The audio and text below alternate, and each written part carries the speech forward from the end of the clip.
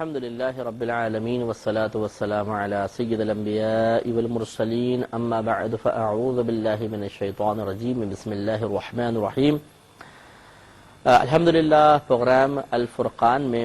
عقائد کا بیان چل رہا تھا اور ہم ولایت اور کرامت کا موضوع لے کر چل رہے تھے اور ریگولر دیکھنے والے بات جانتے ہیں کہ پچھلے پروگرام میں بھی ہم نے شیخ عبدالقادر جیلانی رضی اللہ تعالی عنہ کی کرامات پر کچھ بیان کیا تھا اور اب مسلسل کچھ اولیاء اعظام کی کرامات پہ انشاءاللہ بیان چلتا رہے گا اور مقصود یہ ہے کہ ان کرامات کو سننے کے بعد اولیاء اعظام کی بارگاہ الہی میں اہمیت اچھی طرح ہمیں سمجھ میں آ جائے تاکہ ہمارا ان سے تعلق عقیدت بڑھے، محبت بڑھے اور یہ تعلق اور محبت میدان معاشر میں ہمارے لیے باعث بلندی درجات،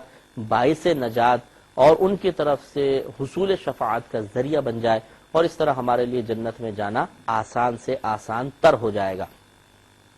تو آپ کو بتایا تھا کہ منصب ولایت اللہ تعالیٰ کا ایک خاص عہدہ اور منصب ہے۔ منصب ولایت ایک خاص عہدہ ہے جو اللہ تعالیٰ اپنے خاص بندوں کو عطا فرماتا ہے، جو دعوی نبوت نہیں کرتا بلکہ کسی نبی کا نام لیوا ہوتا ہے، کلمہ پڑھنے والا ہوتا ہے اور وہ اللہ کا منتخب کردہ بندہ ہوتا ہے۔ ایسا نہیں ہے کہ جو شخص چاہے وہ اس ولایت کو حاصل کر سکے، پھر اس سے جو خلاف عادت کاموں کا صدور ہوتا ہے یا وہ خلاف عادت کاموں کے صدور کا ذریعہ اور سبب بن جاتا ہے، اس خلاف عادت کام کو کرامت کا نام دیا جاتا ہے۔ تو اولیاء اعظام میں شیخ عبدالقادر جیلانی رحمۃ اللہ علیہ کا بڑا مقام اور مرتبہ ہے اور آپ کی بہت سی کرامات اکابرین نے کتب میں درج فرمائی۔ زبدۃ الاثار کی ہم نے کرامت عرض کی تھی، قلائد الجواہر کی ایک کرامت چل رہی تھی۔ حضرت بدیع الدین رضی اللہ تعالی عنہ کا یہ واقعہ ہے کہ جب میں بغداد میں آیا تو میں نے لوگوں کو شیخ عبدالقادر جیلانی رحمۃ اللہ علیہ کی بڑی تعریف اور مدح کرتے ہوئے پایا،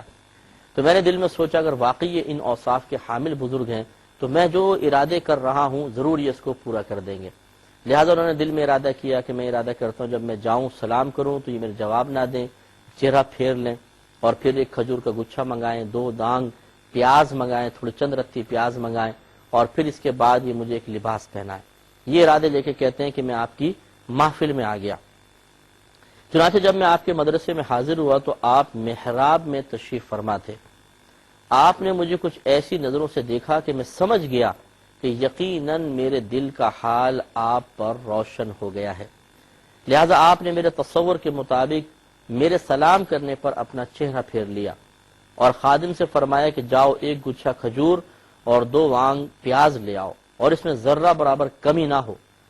پھر آپ کا ایک خادم مخصوص لباس جس کو توقیہ کہتے ہیں لے کر آیا،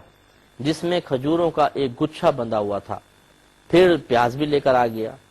اور پھر جب وہ لباس مجھ کو پہنایا جا چکا تو آپ نے میرے سلام کا جواب دے کر فرمایا کہ اے صاحب زادے تمہارے دل میں یہی کچھ تو تھا۔ چنانچہ کہتے ہیں کہ اس کے بعد میں نے آپ کی خدمت کو لازم پکڑ لیا اور علم حاصل کرنے میں مشغول ہو گیا۔ تو آپ دیکھیے ہم نے روشن ضمیری پہ پچھلے پروگرام میں کلام کیا تھا کہ یہ ایک خاص نعمت اور وصف ہے جو اللہ تبارک و تعالیٰ اپنے چند مخصوص اولیاء اعظام کو عطا فرماتا ہے کہ وہ اپنی باطنی صفائی کی برکت سے اپنے دل کو ایک آئینے کی مثل بنا لیتے ہیں اور سامنے والا جب کوئی شخص ان کے سامنے بیٹھتا ہے تو اس کے قلب و ذہن میں وارد ہونے والے خیالات بالکل ایک تصویر کی مانند ان کے آئینہ قلب پر عیاں ہو جاتے ہیں اور آنکھیں بند کرتے ہوئے ہی ان تمام کو دیکھ لیتے ہیں اور سامنے والے کے باطن پر مطلع ہو جاتے ہیں۔ لیکن یہ ہر ولی کو حاصل ہو ضروری نہیں ہے۔ دعوے تو بہت سارے لوگ کریں گے کہ جی ہمیں روشن ضمیری حاصل ہے، یا متبعین جو ہوتے ہیں یہ عموماً بہت زیادہ مبالغہ آرائی سے کام لیتے ہیں اور پیر اعظام اس لیے اپنے مریدوں کو منع نہیں کرتے ہیں کہ اچھا ہے چلے تعریف ہی ہو رہی ہے اور دوسرے بھی اس تعریف سے متاثر ہو کر ہماری طرف مائل ہو جائیں گے، تو وہ روکتے نہیں ہیں ایسے مریدین کو کہ جو بہت زیادہ مبالغہ آرائی کر رہے ہوتے ہیں، جو چیز ایک پیر صاحب میں نہیں موجود اس چیز کو بھی بیان کر رہے ہیں، پیر صاحب خاموش بیٹھے ہوئے رد نہیں کر رہے ہیں۔ یہ سب سے بڑی میں اس کو خیانت قرار دوں گا کہ ایک شخص کی جھوٹے معاملے میں کہ وہ اپنا ٹھیک ہے اس کا حسن ظن ہے، وہ جھوٹ نہیں بول رہا، وہ اپنی دانش میں ایک سچی بات بول رہا ہے، لیکن یہ میرے قدرت و اختیار میں ہے کہ میں اس کو رد کر سکوں یا نہ کر سکوں۔ حقیقت حال پر میں تو مطلع ہوں۔ اگر کوئی میرے بارے میں کہتا ہے جی آپ کو روشن ضمیری حاصل ہے، جی سبحان اللہ ہمارا تو اعتقاد یہی ہے، تو پھر اگر واقعی مجھے حاصل ہے، اگر وہ تصدیق چاہتا ہے حاصل ہے تو بتائیں، ہے نہیں ہے تو جی نہیں ہے، اس میں کون سی بے عزتی کی بات۔ لیکن اگر یہ کہہ دیا جائے کہ کوئی کہے کہ جی آپ کا با کرامت اللہ کے ولی، اور میں کہوں کہ نہیں جی کرامت مجھے نہیں ہے، تو پھر تو میری ویلیو نیچے گر جائے گی۔ تو اچھا ہے مفت میں اگر کوئی اپنی تعریف کر رہا ہے اور متاثر ہو رہا ہے تو اس میں کیا حرج ہے۔ تو یہ اکابرین کا طریقہ یہ نہیں تھا کہ وہ کسی کی تعریفات پہ خوش ہو کر اور ایسی چیز جو اپنی ذات میں موجود ہی نہیں اسے اپنی بزرگی کا معیار بنا کر لوگوں کو متاثر کرنے کی کوشش کریں۔ ایسا ہم نے کسی بھی ولی کے بارے میں نہیں دیکھا۔ ہمارے ہاں ایسا ہوتا ہے کہ جو آ گیا بس وہ اس کو وہیں پہ گردن پکڑ لیتے ہیں، قابو میں آ جاتا ہے کہ اب اس کو آگے تو بڑھنے نہیں دینا۔ پچھلے 16 سال گزر جانے کے باوجود اللہ تعالیٰ کی معرفت بہت دور کی بات ہے، صرف ایک ہی معرفت حاصل ہوتی ہے جی پیر صاحب کی معرفت ہے، بس شیخ صاحب کی معرفت ہے، اسی آستانے کے اندر وابستہ ہیں، اس سے آگے نہیں بڑھ رہے۔ آستانہ قائم کرنے کا یہ مقصود نہیں ہے۔ پیر مرشد وہ شخص ہوتا ہے، مرشد مانے رہنما، ہدایت دینے والا، اور اس کا کام یہ ہوتا ہے کہ وہ ایک شخص کو ان تمام راستوں سے آسانی سے گزار دے جن راستوں کو عام آدمی نہیں سمجھتا، اور وہ راستے کی انتہا اللہ تعالیٰ کا قرب ہے، اللہ کی معرفت ہے، اللہ کی بارگاہ میں مقبولیت ہے۔ تو وہ اپنے تک ہی ہم لوگ محدود رکھتے ہیں، اس سے آگے بڑھنے نہیں دیتے متبعین کو، یہ چیز درست نہیں ہے۔ اب انہی بزرگوں کو آپ دیکھ لیجئے کہ یہ ایسا نہیں کرتے تھے، یہ کوئی ان کے پاس آیا تو بس اب ادھر ہی تمہیں رہنا ہے، بلکہ تربیت کا اہتمام کرتے تھے، اور جب اس کی تربیت مکمل ہو جاتی تھی تو جاؤ اب تمہارا معاملہ اللہ تعالیٰ کے ساتھ خاص ہو گیا، اب جا کے اللہ کو مزید راضی کرو اور لوگوں کو ہدایت دو۔ ہمارے ہاں اس طرح کی صورتحال نہیں ہوتی۔ بہرحال جو کوئی ایسا کوئی عمل اختیار کر رہا ہے، ہو سکتا ہے اس کی کوئی بہت بڑی حکمت ہو اور وہ اسی کو بہتر سمجھتا ہو دین کی تقویت کے لیے، تو ہمیں بدگمانی بھی نہیں کرنی چاہیے کسی کے ساتھ۔ اللہ تبارک و تعالیٰ قلوب کے احوال زیادہ بہتر جانتا ہے، لیکن جو اکابرین کا طریقہ رہا وہ تو یہی تھا کہ وہ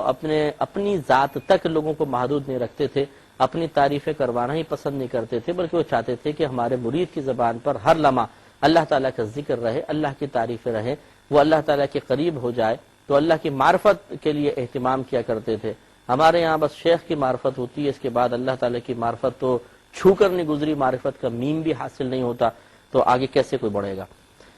ایک حضرت ابو صالح رضی اللہ تعالیٰ عنہ آپ کی کرامت ذکر کرتے ہیں، یہ بھی قلائد الجواہر میں ایک کرامت لکھی ہے۔ یہ کہتے ہیں کہ جس وقت بغداد میں قحط پڑا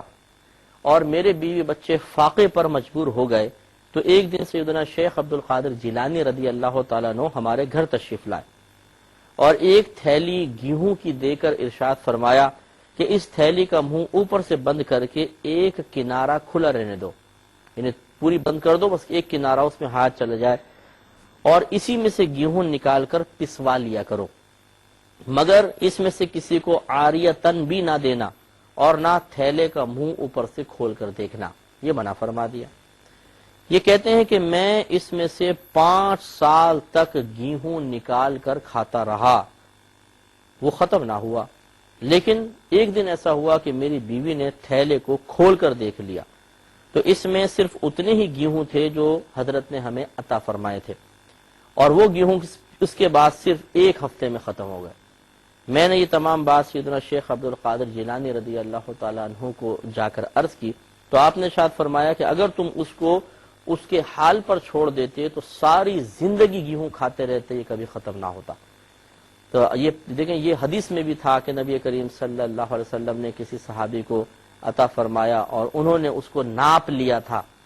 غذا کو، اور وہ پھر کم ہو گئی، ختم ہو گئی۔ تو یہ غیبی چیزیں ہوتی ہیں اور ان کی کچھ شرائط ہوتی ہیں ان سے فیض و برکات حاصل کرنے کی، اور غیبی چیز جب کوئی بزرگ عطا فرمائے، غیب سے جو رزق آ رہا ہو خصوصاً وہ جب عطا فرمائے، تو اس کا سب سے بڑی شرط یہ ہے کہ اس راز کو راز رہنے دو، اس کی حقیقت تک پہنچنے کی کوشش مت کرو۔